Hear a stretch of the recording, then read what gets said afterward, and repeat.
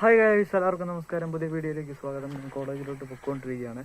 ഇന്നത്തെ ഈ വീഡിയോ എന്ന് പറയുന്നത് എൻ്റെ ഇവിടെ ഞാൻ 2 ചിത്രങ്ങൾ കാണിക്കാം. ഈ ചിത്രത്തിനൊരു പ്രത്യേകതയുണ്ട്. എന്താണെന്നറിയോ? ഈ ചിത്രം സൂം ചെയ്യുമ്പോഴത്തേന് അതിൻ്റെ യഥാർത്ഥ കളറ് മാറും. അതായത് നിങ്ങൾ വിചാരിക്കുന്നുണ്ടായിരിക്കും ഈ ചിത്രത്തിലെ കളർ എന്ന് പറയുന്നത് റെഡ് ആയിരിക്കും. പക്ഷേ റെഡ് അല്ല, ബ്ലാക്ക് കളറാണ്. നമുക്കത് സൂം ചെയ്ത് കാണിച്ചു തരാം. ഇതാണ് ആ ഇമേജ് എന്ന് പറയുന്നത്.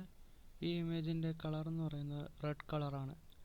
റെഡ് കളറിലെ ഈ ബോട്ടിൽ നമുക്ക് നോക്കുമ്പോൾ ഇതിന് റെഡ് കളറായിരിക്കും. ഇനി നമുക്ക് ഇതിന് സൂം ചെയ്ത് നോക്കാം.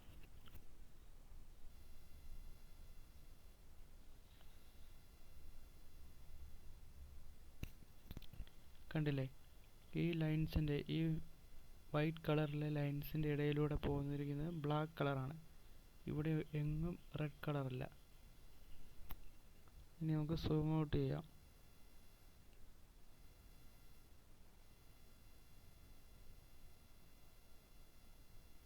കണ്ടില്ലേ? ഇത് മറ്റൊരു ഇമേജാണ്. ഈ ഇമേജിൽ നമുക്കൊരു റെഡ് കളർ കാണാൻ സാധിക്കും. ഇതിനെ നമുക്ക് സൂം ചെയ്ത് നോക്കാം.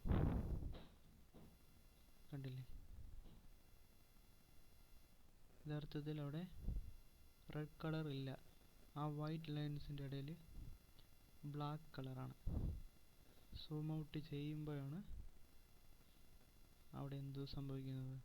അവിടെ റെഡ് കളറായി മാറുന്നത്.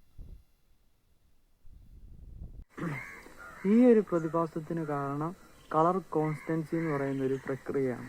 അതെന്താണെന്ന് വെച്ചാൽ നമ്മൾ ശരിക്കും കാണുന്നത് എന്താണ്?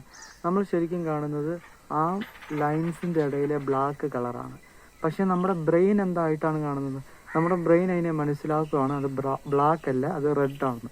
കാരണം നമ്മൾ ആ കൊക്കോളയുടെ ആ ബോട്ടിലാണേലും മറ്റേതാണേലും അതൊക്കെ നമ്മൾ കണ്ട് ശീലിച്ചിരിക്കുന്നത് എന്താണ്?